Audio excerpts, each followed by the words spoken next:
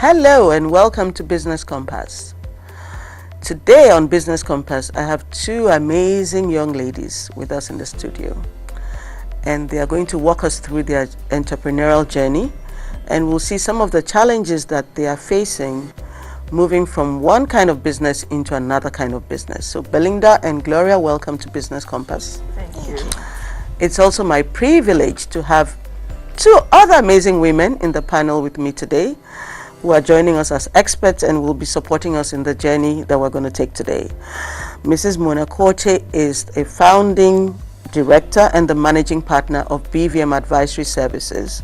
And of course, she's also a former Deputy Minister of Ghana in our beautiful Republic of Ghana. Welcome, Mona. Thank you. And we have Mrs. Petra Asamoah. Petra is a marketing professional and she's the author of Sales 101. And we actually do have copies of your book right here. Welcome, Petra. Thank you very much. So, today, Belinda and Gloria are going to take us on a journey in entrepreneurship, starting from property management all the way to selling meat and seafood products. It's going to be a very interesting journey, and we'll start, before we even listen to them, we'll take a peek at what they've been doing behind the scenes, and then we'll come back to the studio and we'll talk to them.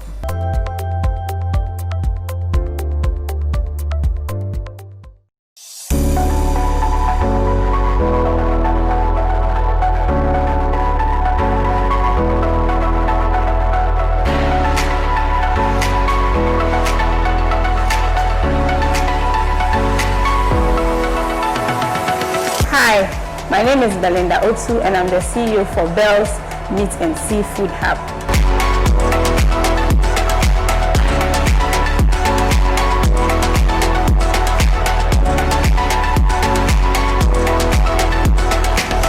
Our major product is goat meat, and then in moving on to the business we added seafood to it. One Christmas we bought a goat in the house and then they delivered it to us. So I did the dressing in the kitchen.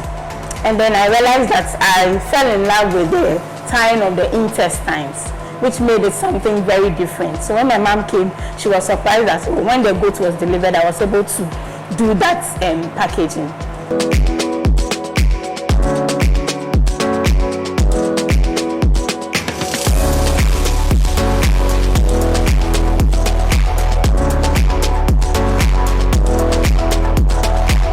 So moving on to the following Christmas, that's 2018, 2 weeks before Christmas, I outsourced someone's farm in Sawam, and they gave me, the first start was 10 goats. So I did my WhatsApp adverts, I sent it to my friend that I'm selling goats, so they have to order, and then I send it to them.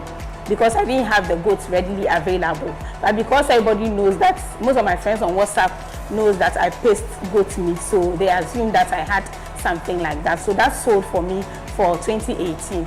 Our first challenge is we don't have a lot of storage for our items because they are fresh. Our farmers are doing a lot of work. They are producing a lot of items in terms of the tilapia and then even with the seafood. But if we had a bigger space, or we had a bigger platform where we can just take it from our local farmers and then deliver it to our customers, that would be very great. We have issues with petty thefts in our farm, so we cannot keep more than 10 or 20 goats in the farm at a go. Bels goats coming on to Business Compass, I believe is one of the greatest opportunity for us, because we are going to meet panel of judges who are going to help us to shape our business in terms of strategy, in terms of marketing, and then also to put us in the market level where we can meet international standards.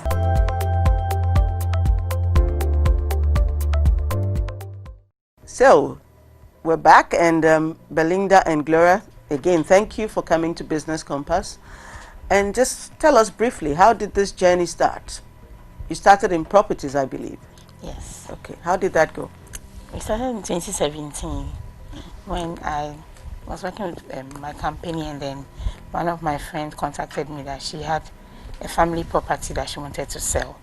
And so we put it up on WhatsApp, and then realized that a lot of people started asking questions about where the property is. From your WhatsApp status? Yes. Oh, okay. where the property is, so we took them on site visits, and that was a family property. So then we said, okay, then if that's the case, we can just put it up that we are selling properties, and then let's see the feedback.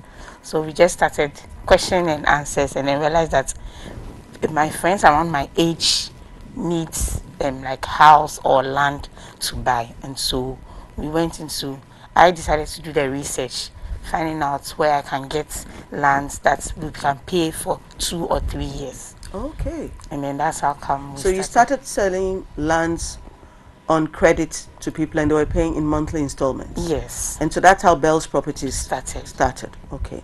And this was just in 2017? 2017. So how did you move from Bels Properties to wanting to sell meat and seafood products?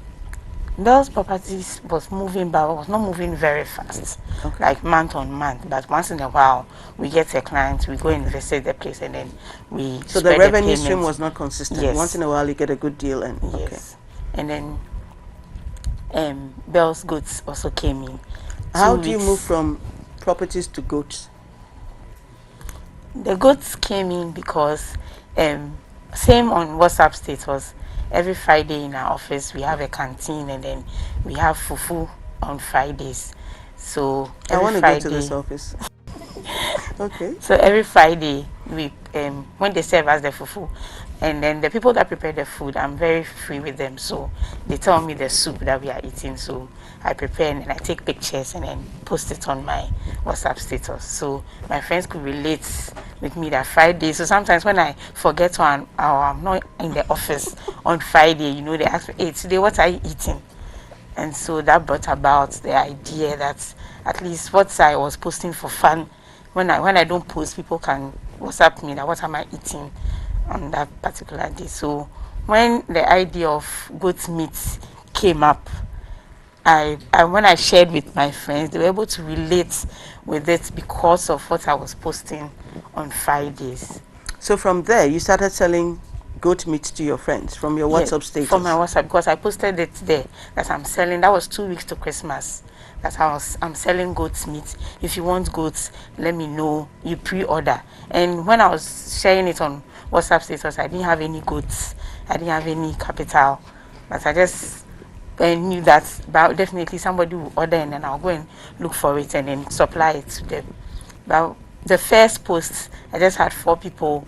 They booked 2 days before Christmas. And so I went to Nsawam, looked for where I can get goats, and then the first farmer I contacted, I shared my idea with him that I have friends in Accra, they want to buy goat meat, and so once they contact me, can he kill it for me? And that was how we started. I mean, this is brilliant, because I'm sure, Mona and Petra, so many times you hear people say, I want to start a business, but I don't have capital. And Belinda has a clear talent for starting businesses without capital. First, she started a property business without capital, just by positioning herself between the seller and the potential buyers. And then she starts a goat meat business the same way, and using her WhatsApp status. I mean, it's brilliant. So it really is possible to start a viable business without capital, and just using the immediate resources that you have. Using your friends, using your phone, the same WhatsApp status where people post all kinds of stuff that is not their business. You can actually post stuff that is your business and make some money out of it. Brilliant. Okay. By the end of 2018, we had sold 20 goats, and so the farmer keeps on calling me that in January, am I going to do it? I said, oh, if someone should contact me, I'll let him know. So month on month, when they're having weddings, parties, they'll call me, I'll deliver to their caterer, and then even kebab sellers, they call me, I deliver full goods to them. So then I realized that then I became the gap between these people to provide the same services. You want to come in? Yes, thank you, Charlotte. I mean, this is such a good example of how one is opportunistic and chances upon a great idea, and the kind of business model that Belle has created around what she realized through her gap analysis was needed. She could see that gap between the demand for a product and she being able to supply. So with respect to her meat business, I almost see her as an aggregator. Yes. This is a woman who pulls from all the different sources. She has the demand by she playing on the virtual landscape through WhatsApp and all that. And she knows how to use her phone to do customer service. She does. And she's able to deliver, because if she wasn't delivering, she wouldn't be sitting here today. So most likely she is delivering. But that role of being an aggregator is been good for you. And again, it depends on referrals, your ability to deliver. And she's done a great job. I love this business model that you've come up with. And a lot of times the question is, where do I get the capital to start from? So what you said was spot on. She's done it without capital. The capital she used was what she already had. And it always reminds you of the story in the Bible where the prophet asked the woman who came that, what do you have? You know, so it always starts with what you have. And it's not always money. It can be skill, it can be ideas, it can be your old contacts. phone. Contacts. Networking is most critical. I'd like to tell Bel that in the early 80s, I actually worked in a meat shop one summer. And it was a meat shop in Adabraka, Pioneer Meat Company. Okay. And it was a company that was owned by husband and wife, but the husband was the farmer and the wife was the meat processor. There you go. And I worked with her, and she made all sorts of things like bacon and ham, and she had ways of cutting, you know this, cutting the pork chops, the ribs, all the special sections. And I mean, the kind of customers that she had was unbelievable. But of course, they invested in their cold store and so forth. So that business is definitely a versatile one, very diverse. The business model starts from the big type, which I have just described, all the way to the small one that starts in your kitchen, where you are able to tie up offal so pretty that your mom says, this is beautiful, and it's attractive to people. At the end of the day, it's people being attracted to what you have to offer. So your business model may have been small, started that way, but I can see a future for you, and I can see that you can grow into it. And we'll talk about all the details that go into making this business plan a good one. Petra? So it was exciting to hear she started from WhatsApp. And WhatsApp is such an easy, accessible tool. We hear entrepreneurs or small business owners saying we don't have money for marketing. But marketing is so many things beyond just having a billboard or a TV ad. And it was exciting to hear how you've used the very easy, accessible tool of WhatsApp to begin to promote your business. I think as I went through your story and what you've done, you used something very important, and Mona spoke about that, your capital, and not just money, but your social capital. So your friends, your family as the base for starting your business and growing. I think the next stage would then be, how do you scale it to make sure that people outside of your immediate circle of friends have access to your product. I think that it's also, just like Mona said, a very unique product that you have. It would then be good for us to see how you're able to segment the different product offerings to different market segments. So for instance, busy professionals, families, people in the diaspora that want to surprise their family members in Ghana, things like that. So I'm sure you're going to have an exciting journey. Okay. I think we should, because there's two of you that are in this business together,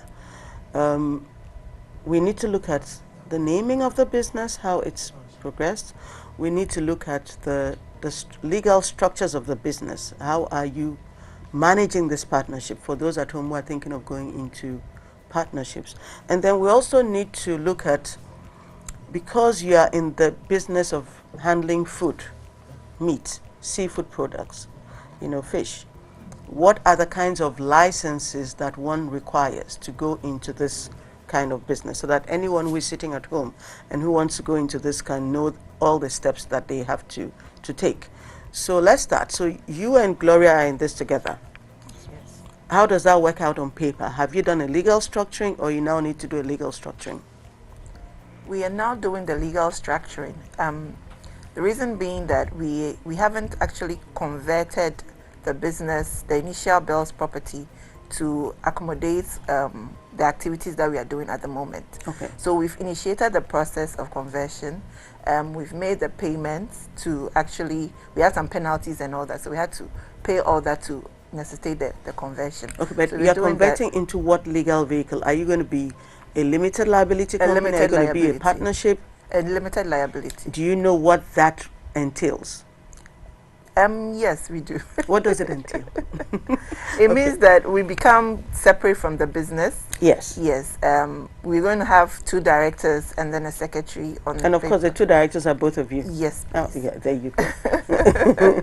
And the company secretary. What does the company secretary do for you? The company secretary actually is to ensure that the documentations, the things that we have to pay annually, and all those things are in order. Okay, so let's step back.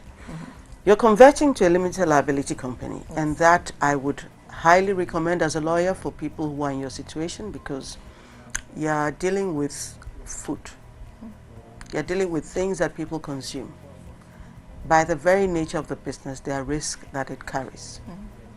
And so as much as we expect that you would do all the proper things that you need to do, as in if you are going to be slaughtering yourself, making sure that you get a license for a slaughterhouse, or the farmers that are supplying you should make sure that they are properly licensed to slaughter the meat and handle the meat the way they should before you now take over. That's important. You would need a food handler certificate. So you would need to be doing a lot of liaising with the Food and Drugs Authority to make sure that you are compliant in all the things that you need to be, all the certificates you need to have and the permits to be handling food. You will need, of course, your business registration certificates, but you need a food hygiene permit, which is renewed annually, and that's from your local assembly.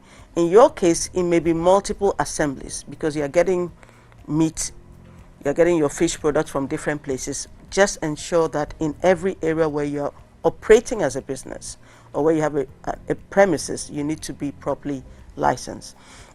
But when it comes to both of you, I think it makes sense that you would be working as a limited liability company, because that means that the liability that you carry as you're dealing with the public is limited to the amount that you've invested in the business. But that also requires that financially, and I'm sure Auntie Mona would come in on that, you separate yourself from the business. Especially when you're starting out, and it happens to all of us as entrepreneurs. It's very easy that, oh, we need ribbons for the hamper. You dip your hands into your wallet and you take out the money and you buy the ribbons. Somebody just ordered meat. There's no, you dip your hands, and you need to structure in a way that the business is separate from you, and that any monies that you put into the business is properly recorded as an investment in the business. But even more importantly, how you manage the receivables. That's what collapses a lot of businesses. The monies that come into the business, how does it come in? So for now, I handle the seafood aspect, so I can speak more to it. Now, the money that comes as capital injections. So when it comes in, we receive it. We have a POS system. When we buy stock with actual cash, we receive it, and then it comes up at the end of the month. We show how much any individual has invested in the Gloria, business. hold up. You manage the seafood side. Yes, please. And Belinda manages what? The meat side. Because I work and I do it part-time. I think right there, Auntie Mona is going to have a lot to say. We'll take a break because this is one business entity. And now you're dividing your roles, not based on actual administrative roles, but on product lines, and one person is managing this and one person is managing that, and we need to see how that works, or that should be working. So we'll take a quick break, and when we come back, we will delve into how you're managing your receivables, how you're keeping your books, because if you really want to grow and do all the things you've told us you want to do, we need to get your structures right, especially the financial structures from the get-go. So we'll take a quick break, and when we come back, we would look at how receivables should be managed. By receivables, we mean the monies that come into your business, the sales. How should that be managed? How should you be managing your revenue? How should you be collecting it? How should you be keeping it on the books? And when you have two partners, really, what should the division of roles be? We'll take a quick break and we'll be right back.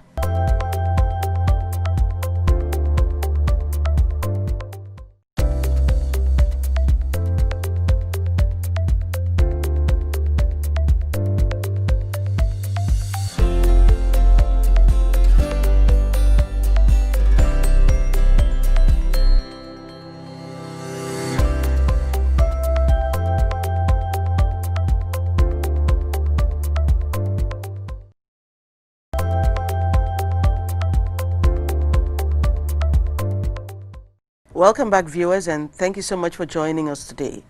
So we are in the studios with Belinda and Gloria of Bels Meat and Seafood Hub, and we're talking to them about some of the challenges they faced in their business so far. We're getting into the issue of management of their finances. So ladies, tell us, so you sell, the customer pays before you deliver? Yes, please. Okay, and you have suppliers who are supplying you with the meat and the seafood products? Yes. So how does that work? Do you buy on credit and sell, or how does that work? For now, we don't buy on credits, we buy on cash. So you pay, so for instance, if you're going to supply me with goat meat, you buy the goat meat first? No, they buy the goat. Sorry, you buy the goat. Yes, okay. Before you now sell to me. Yes. So your cash goes out first. Yes. Before you now receive cash. So do you have challenges with that? With our customers, you pay before we deliver. Okay. So because we dress the item before we deliver. So once we don't receive any cash, we don't work on your stuff for you. Yeah, but if I'm buying just a little bit of goat meat, you still have to source like a whole goat before you can deliver my little bit of goat meat. Yes. And you would have paid out for the entire goat. Yes. Currently, we do just half and full goats. Okay. We don't do in kilos, especially for the goat meat. But Okay. with other products, we do 1 kilo and then the rest. So for the goats, we buy maybe 2 or 3 for the week because we know we've done it for some time. So in a week, we know our demand. So we always have, we always make sure we have 3 or 4 goats in stock. When anytime the customer calls, we take it to them. How does it work for the seafood? The seafood, we also stock up. Okay. So we've come to learn the kind of items that our customers demand You of know us. the pattern. Yes. So we usually stock up. Once our stock has gone below 5 kilos, we need to stock up. Okay. Yes. So that is how we manage the seafood items. And you store that in the meantime? Yes, we store So- it for a maximum of a week. Okay, so in your pricing, and I'm bringing up these things because these are the little things that matter to small businesses. In your pricing, you have to factor in the cost of what you bought, Yes. the cost of the storage, the cost of the packaging, and the cost of the delivery Yes. into the pricing that goes to the client. Yes. And you've got your formula sorted. Yes. Okay, so For the delivery, we actually charge separate from the item, depending on your location. You don't carry that cost? No. So that cost goes is directly borne by the customer? The customer, yes. Okay. And you pay yourselves a salary? At the moment, no. So how do you get paid for the work that you're doing? She works full time, and I also. No, how do you get paid for the work that you're doing for this company? Because we want to grow the company, we don't want to start paying ourselves yet. We want to see the growth of the company before we can sit down and properly structure a payment for each So of how us. do you know that it's profitable? Because your time is not and your labor is not being factored into Yeah. your pricing formula. Yes, we have an oval POS system that actually shows us our profit and loss after every day. You can do a day report, a week report, a monthly report. So from Very that, good. yes, from that we deduct all our expenses. Even if we have to pay toll booths when we're going to get stock, we deduct everything. And at the end of the day, we know how much is left as profit alone. I And think then that's we put really good that back into the management, and I'm business. sure Auntie Mona is going to take you guys on that. But my issue is, as business owners, in calculating your profit and loss, even when you make a profit, it is a profit because you are not paying yourselves. Right. So at some point, you'd have to start paying yourself. How are you going to price that in? Because you have not priced it in now. Maybe Mona would help. I'm not sure. I'm communicating this very well.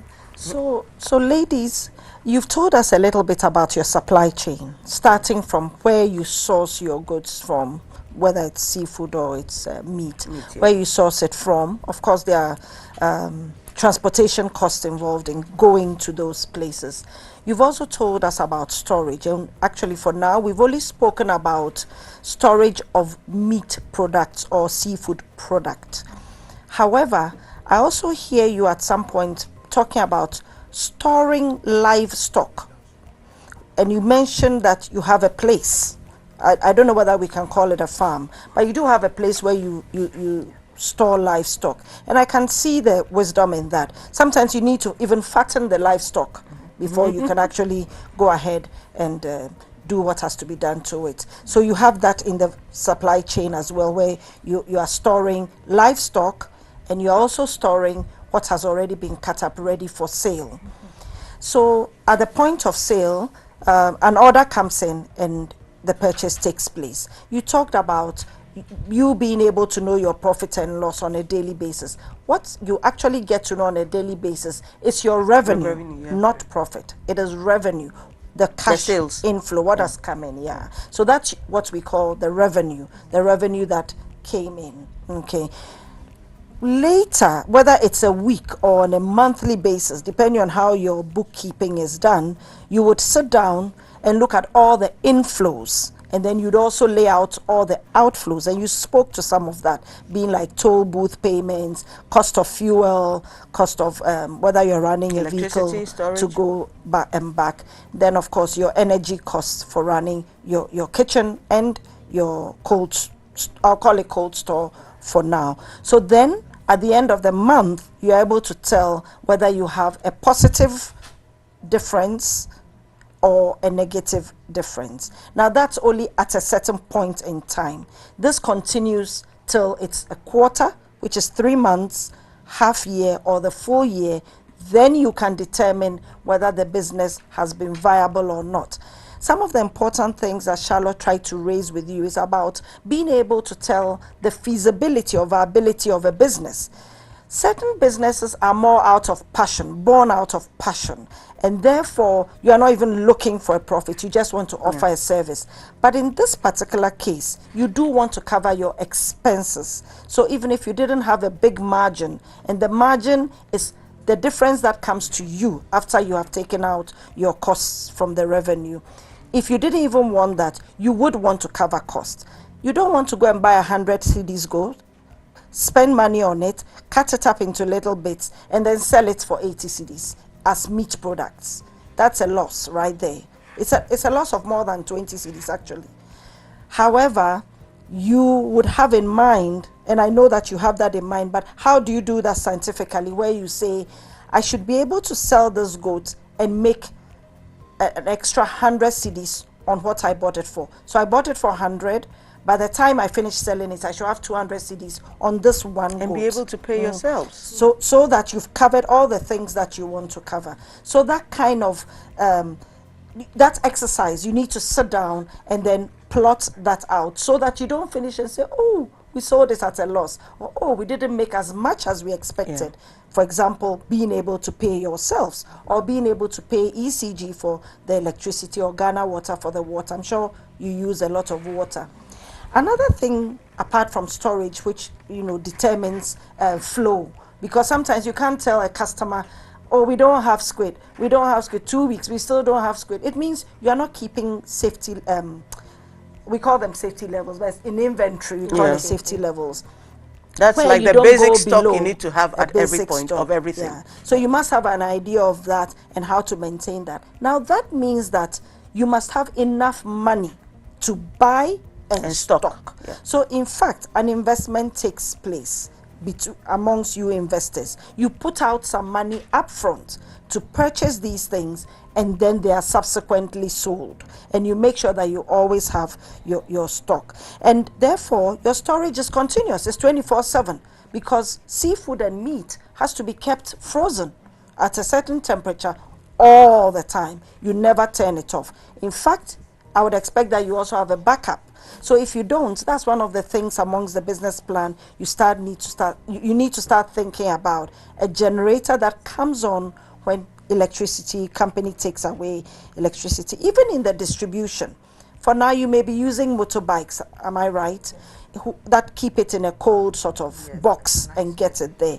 With time, as you grow, you may consider cold storage trucks that will do many deliveries in one trip rather than a single trip to customers. And that way, you may embed the delivery cost in your pricing rather than the customer taking on a delivery cost. Sometimes it puts a customer off. And then the important thing, which is staff and management, which is yourself and the people who help you to do your business, they must have the right training. They must be quality people. When we say quality people, we're talking about people who are honest and have integrity, that they don't take away parts of your produce and say, oh, this one madam won't sell it, oh, this one is waste. But no, it may be something that you may actually be selling. So it's very important that you are managing all that carefully. Now, with the finances, I hear you say that you do the bookkeeping yourself. Yeah.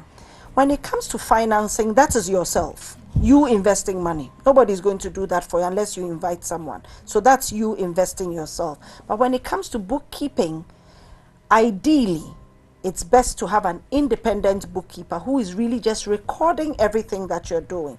And you can supervise later or check to make sure that they are actually capturing what you're doing. But it's best to have someone who is dedicated to that. You are not selling and collecting and mixing and confusing, and as Aunt Charlotte was saying, sometimes dipping into your pockets too. But you have someone who is keeping track completely. And especially when it's a partnership, I think that independent bookkeeper is also important to ensure that your relationship doesn't run into problems because of poor bookkeeping. Yes, it's very important. There are many times when, as human beings, we spend money and we forget we've spent the money. And I'm we're very good at searching that. for it. Yes. I'm very good. So even amongst friends, that can come up. And then later you may remember. So the independent bookkeeper makes sure that everything is on paper. Therefore, there's nothing to forget. And it forces them to keep receipts. That's right. Now, in terms of packaging, I want to know the things you outsource. So first of all, the produce, the livestock, let me say, you don't own the farms. It's owned by some farmer. So it's not your thing, but you get stuff from them. So that's one. Then, in terms of packaging the meat, do you buy plastics and so forth from other places? Yes. Tell us what it costs for us to get to this level of having a piece of meat nicely wrapped and delivered to a customer. Okay, what we are doing currently is we started something that's the budget specific hamper due to the coronavirus season. I think you help us, the budget specific hamper.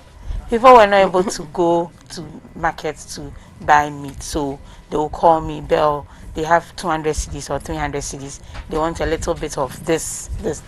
So that brought about the idea, and then so any amount that you have, from minimum is 150 Ghana cedis. We are running a lock-up price with our suppliers for the goat meat. Because I buy in every week, I buy some particular numbers. I have the goods as a lock-up price. It doesn't exceed that price. Okay. So that is very good. You have negotiated a fixed price for this period. So you know what your cost is with respect to your goat or your seafood and so forth. And then with your cost of transportation, you also have a fair idea about that. You also, by now, should have a fair idea about your packaging costs and your location costs. Is your location rented or it belongs to you? How do you factor in the cost of location? The East Legon location is rented. Okay. Yes. So that and hold up, and the other location?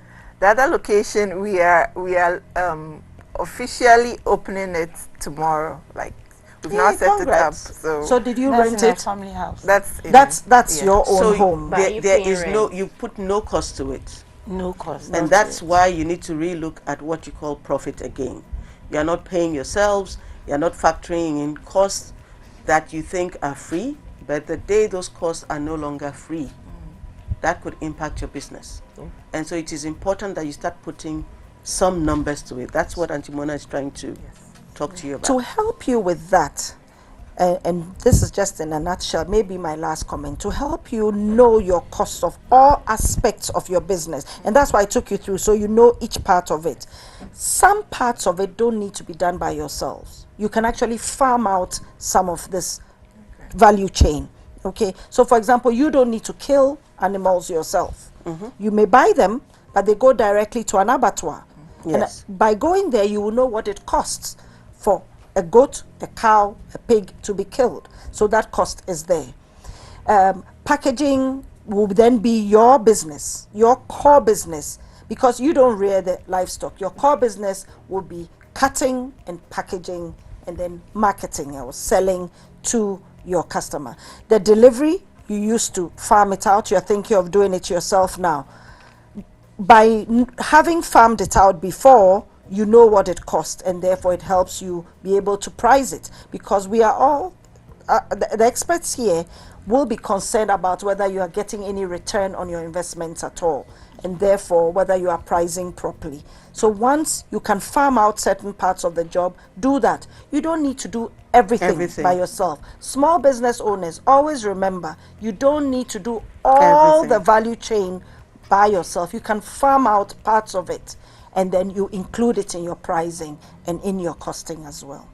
I think that's a very critical point, and we'll come to Petra and look at the marketing side. But when I was going through your profile and your dreams and your goals, there were so many goals, and I felt that you are scaling up too quickly.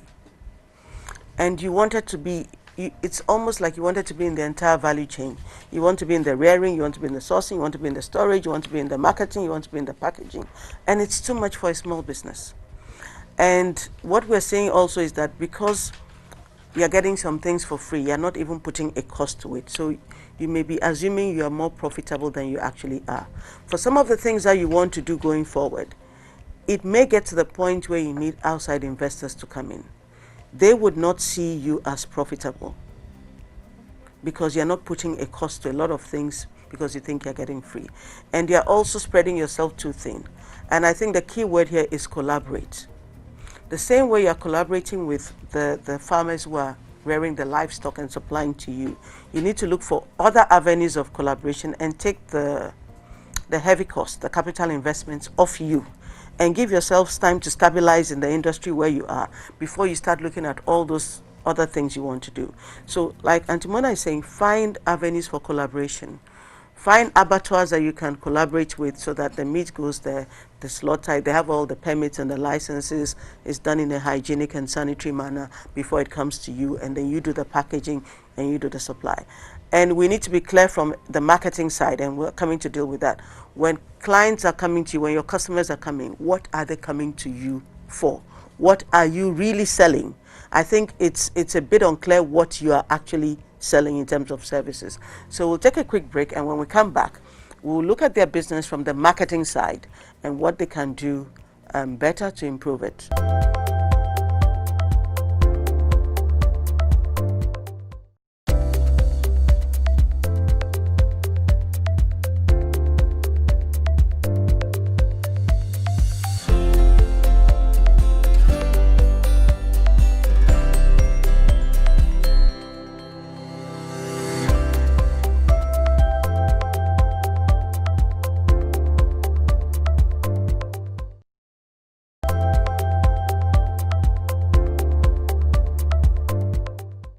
Welcome back, and we're still here with Belinda and Gloria, and they're taking us on a journey through the meat and seafood business. So tell us, who are your customers? The corporate world. The corporate world? The corporate environment. People who need the corporate environment. People don't have time to be dress meat or have time to go to the market and buy. So we are looking at providing convenient services. Even if I have the time to go to the market, do I want to deal with the flies? Good question. So again, in terms of the larger customer base, so you know there's, okay, you said corporate people, but have you thought through the different types of customers in this group of markets that you want to serve? For instance, it's important that you're able to profile your customer. If your customer was a woman, how old is she? What's her lifestyle like? What does she do on a daily basis? If your customer is a family, what's the size of that family? What's the income level of the family? What can they afford? So in structuring your business and making it, scaling it, which is what I expect that you're trying to do, it's important that you clarify who exactly your customer is. You started from family and friends, but there might be some family and friends who are not your customers. For instance, you tend to hear people say things like, oh, your product is too expensive, or it's not what I need. It might not be you, it might just be you not talking to the right group of people. So clarifying who your customer is very important, but not just the customer profiling. What are the segments in the markets that you want to satisfy a need for? Can you break that down when you say segments in the market? Okay, so in this group of corporate people, there are going to be different smaller groups. And even corporate people is just one small group of other people. So maybe they're non-corporate individuals, they're maybe even restaurants. I'm sure you might want to sell to restaurants, caterers. You might want to sell to people who are organizing maybe small get-togethers, things like that. So even though in our biggest dreams, we want to say everyone is our customer. In reality, for a business, you need to clarify who your customers are specifically. So in this large group of everybody who eats meat and is not vegan, you want to be clear that there are smaller groups of the markets who would actually buy what you're selling, and profile them and be clear. Can they afford what I'm selling? Do they have a need even? Because you can say corporate people, but why do they want to buy what you're selling? So that's, for me, is one of the key things. The next thing I'll ask that you do is to be clear on what your value proposition is. Yes. So what are you offering to customers that nobody else is offering to them? Or what are you offering to them better than what's out there? And I'm sure, quick delivery. And it has to be very clear in your messaging, in how you communicate it to customers, in the images that you use, in everything that you do. Your value proposition must be clear. Is it convenience? Because you mentioned something about people not wanting to go to the market. Is it speed? The fact that if I wake up in the morning and I want to have a very special lunch meal that includes seafood, I can just call you, and in an hour I'll have my octopus or whatever it is that I want. Is that what you're offering? The craving of the day. Exactly. So what are you offering me? Is it hygienic delivery? Yeah. Because that's also an issue. If you're moving food from point A to point B, you want to be able to assure your customers that there's not going to be any contamination. I think there's also the whole thing about organic.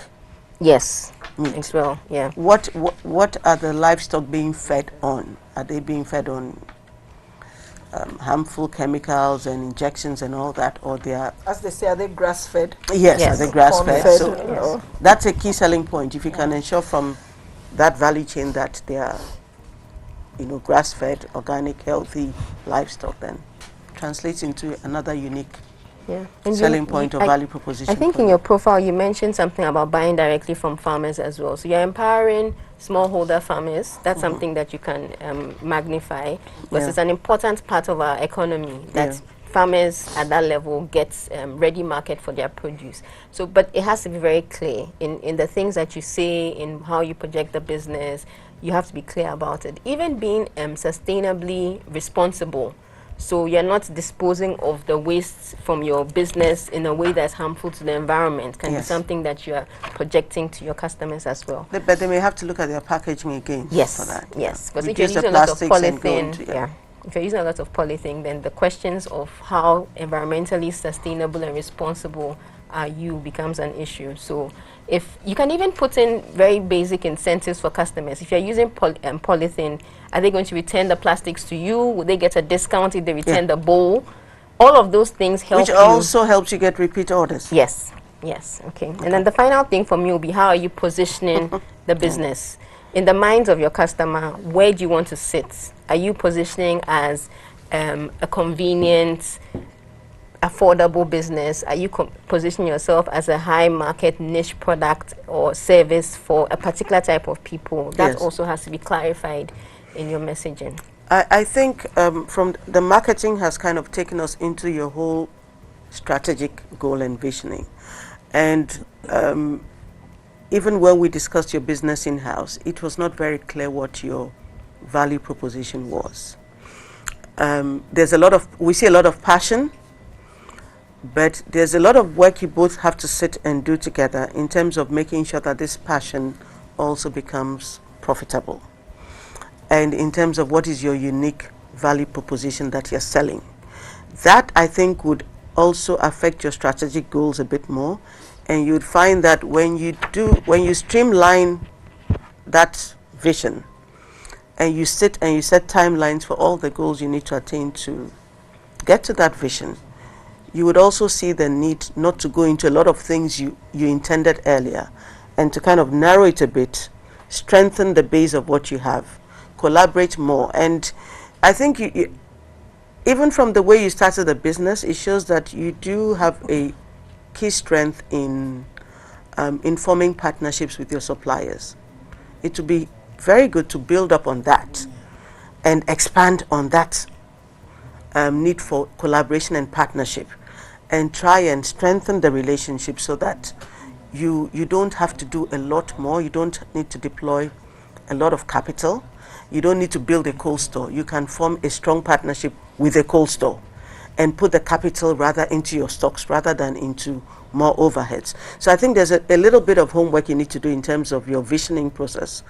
And when you take this marketing exercise that Petra has put you through, you would find that it strengthens your vision, it makes your goals stronger, and then when you support that with the financial guidance you've received, you'd find that you're in a better position and you can really turn this into profit.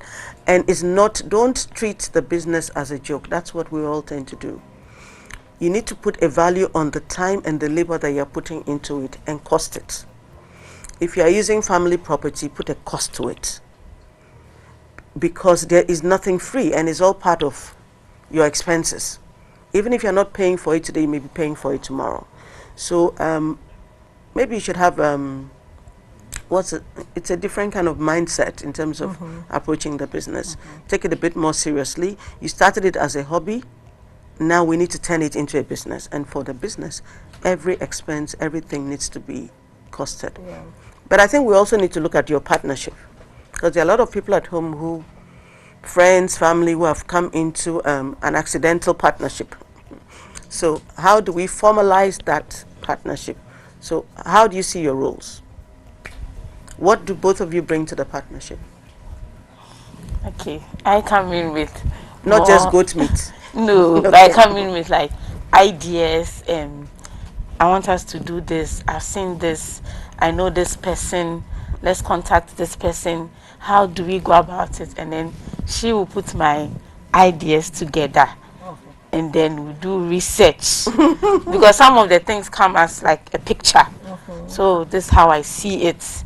And so sometimes even in describing it, I'm the only one seeing what's yes. So she helps me like put them together, and then what goes into it, what are the details, what is the money involved, who do we need to see. Okay, so you are the vision person, she's the detail person. Yes. That's fantastic. You actually need each other. You do. Gloria It's a brings good balance. structure Yes. to your vision that you have. Yeah. It's a very good balance. I was going to say that as you go through the process of trying to clarify your marketing strategy, one of the things you could also consider is to assess the different products you have.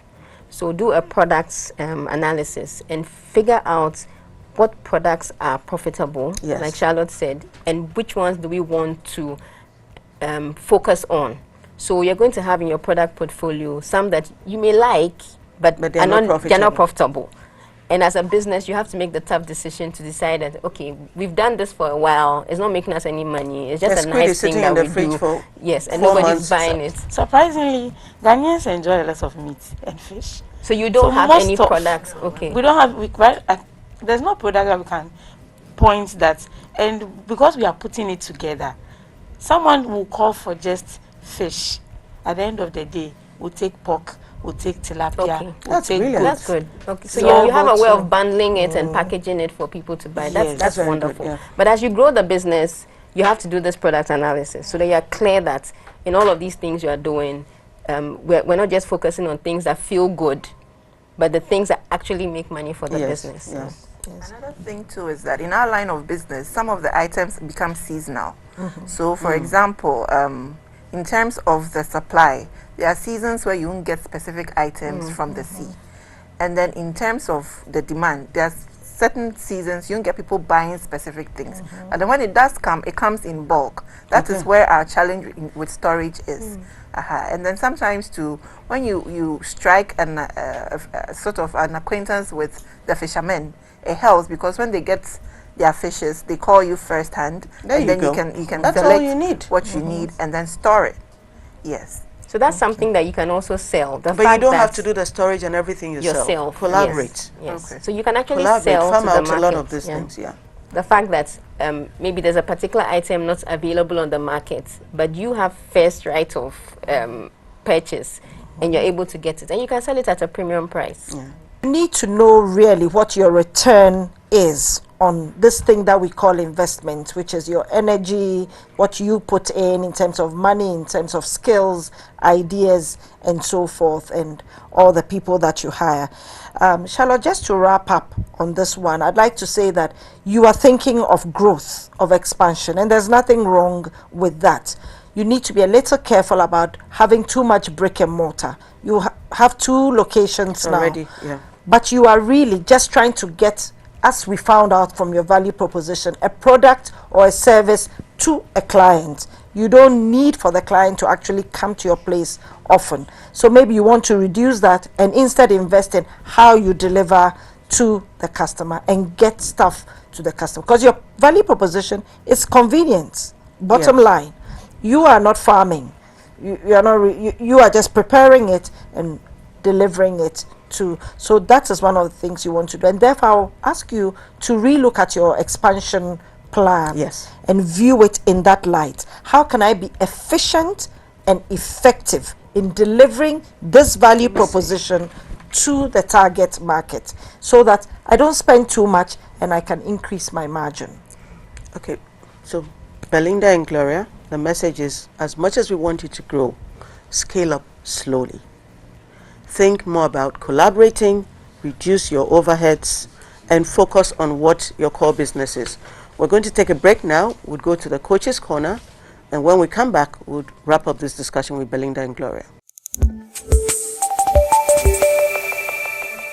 This is Coach's Corner on Business Compass. I am Coach Bell. Today's tip is on knowing your customers better. Customers are the lifeblood of any business, and more especially for small businesses. Treating them right and giving them a reason to come back is crucial. Treat the customers how you would want to be treated. Knowing your customers better should be of prime concern for your business. When customer service is your priority, financial prosperity is inevitable. Acquiring customers is good for your business, but customer retention is even better. Customers first, always. Become customer obsessed. They are the reason for your being in business anyway. As the saying goes, if you provide value, you will not strive to sell anything. Remember, businesses are about relationships between you and your customers, you and your workers, and you and your money. Keep it a healthy relationship. Thank you. Thank you, Coach Bell. That was good. And welcome back, viewers. Thank you for staying tuned. We're still chatting with Belinda and Gloria of Bels Meat and Seafood Hub. We've looked at their entire value chain, from where they get their products to their delivery points. We've discussed the areas we think they should be focusing on. We've discussed what we think their strategy should be going forward, and how they should be marketing their products, but even more importantly, their bigger strategic goals as they move into the future, and how they should scale up. And we've told them the key word is they should learn to collaborate, outsource some of the things they want to carry, and reduce their overheads. Do you ladies have any questions for us? No. No? Okay. I'll go back to my panel. Quick wrap up. So my take-home message for the two of you, and for those at home who may need this too, is number one, ensure that your subsidiary, Bels Meat and Seafood Hub, is properly registered, and you continue to have all the approvals that you need. Approvals are never one time. Many of them are continuous. So continue to have all those regulatory approvals in place. Continue to educate yourselves. Continue your research. Find out what is new in the market. If there is anything you need to learn, do that. We want to see that you are adding value to what you are picking up, because your value proposition is about convenience. In the convenience space, what are the value additions that you may do? Right now you're doing this, you're doing pork chop, you may start doing bacon, so forth. So keep checking the market to find out what the market needs, and you add to that. If there is an advisory team or group of experts, and I know that Charlotte is looking to put up such a group, tap into it, ask for help. Never think that because the vision is yours, you know it all. Ask, because there may be other things that may blindside you. So ask and know it so that you're always on the right path. Focus on quality control. Focus on quality control. That thing that you deliver, if it does not hit home, if it's not good enough, the feedback is not going to be pretty. So please make sure quality control is key, and consider, as Charlotte said, linkages to other parts of your business. Sometimes you think, oh, then I'm giving away my business. You may find that it is cheaper than you trying to do it yourself. And then it can will cost help it you better. to cost it and grow it. Then we can talk about the numbers that are much bigger. For now, the numbers that you have, I don't want us to overdo, because they are just small numbers. They're almost like you're testing the market and checking it out. But if you're able to source out, then you can grow the numbers and have it bigger. So we wish you well as you grow your business. Well, it's been a very interesting conversation, especially the fact that you've put a lot of passion and energy into this. I just hope that it would grow bigger beyond just something that you're excited about to being a very profitable business. And so I'll say 3 key things. Clarify who your customer is. Ensure that your message, your value proposition is clear. And then the third thing is that you're communicating it consistently and you're living up to that promise. So your brand and what you want to give to the markets must be consistent. Every time they hear about Bels Meats and Seafood Hub, there should be an emotional attachment that they have. What do you stand for? A good feeling, yes. What do you stand for? Is it that if I have a craving in the morning, by afternoon I'll have it satisfied, and it will come at a good price, it will come clean. So that has to be something that you work towards. And your branding journey is not going to be an event. It's going to be a long-term process. So just you being consistent, keeping at the things that you do, keeping the messaging consistent and building it. So as you journey through that path, at some point you know that, okay, we're doing very well here. This is what we need to improve. This is what we're not doing too well. So I wish you an exciting journey beyond this point. Yeah. My lovely ladies, it's been good to have you. And thank you for coming to share your story and your journey with us. I think you can tell that we're all excited about your business and really, really want you to do well. We want you to expand, but we want you to expand slowly. Build on the strengths that you have. And I think for you to start a business without putting in tons of capital and just connecting, it means that you have a rare gift for partnerships and for collaboration. Now it started growing. I see that you want to do too many things. Don't get into too many things, otherwise you will lose the core, which was Petra's message and which is also Mona's message. So this is a visual reminder to you to remember to collaborate with each other, with your partners, with your suppliers, with the board we know you're going to get. And like Mona said, seek help. Know your customer. So learn to collaborate, scale down, grow slowly, and we know that we're going to bring you back and you'll be telling us many success stories. We wish you the best. And viewers, thank you for joining us today. It's been our privilege to walk a very interesting journey with Belinda and Gloria. We've learned a lot about their business. We're sure you guys have learned a lot, and we sure hope that you viewers at home too, you've learned a lot. Join us next week on Business Compass, and remember, we are the GPS for your business.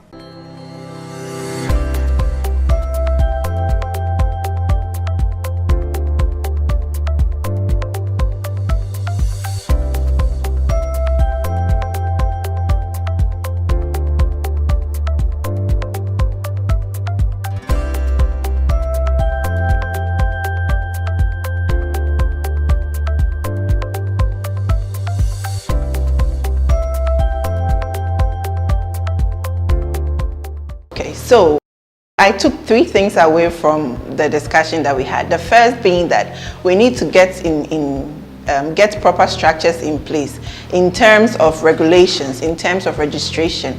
And so we are going to work on that judiciously as we live here. The second is when it comes to marketing, we need to properly define who our customer base is, because the business is grown from our initial targets of the corporate world to other aspects. So we need to sit down and properly define them and be able to meet their demands.